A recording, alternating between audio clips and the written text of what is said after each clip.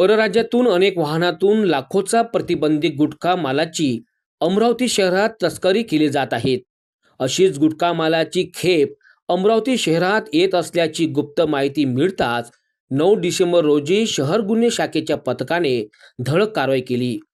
पोलिसांनी Bothra nursery hotel landmark ते Akola T point जवळ नाकाबंदी करून MH 31 DK 2381 क्रमांकाचे 4 चाकी वाहन अडविले। त्यातील प्रतिबंधित गुटखा आणि सुगंधी तंबाखूयुक्त गुटखा यासोबतच वाहन असा एकूण 7,60,160 रुपयाचा मुद्देमाल जप्त करण्यात आला। या कारवाईत पोलिसांनी वाहन चालक राजू शाह कदीर शाह वय 50 वर्ष राहणार गधेकाठपुरा तालुका मोर्शी जिल्हा अमरावती याला ताब्यात घेतले।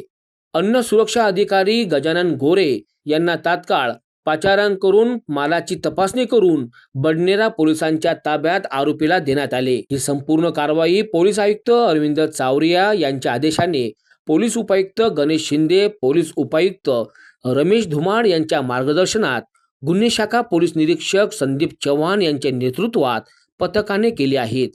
गुटखा तंबाखू तस्करी विरोधात अमरावती पोलिसांनी केलेली ही धडक कारवाई अत्यंत प्रभावी ठरली असून गुटख्याची खेप कोणाची, त्याचा मुख्य तस्कर कोण याचा शोध आता पोलीस करीत आहेत।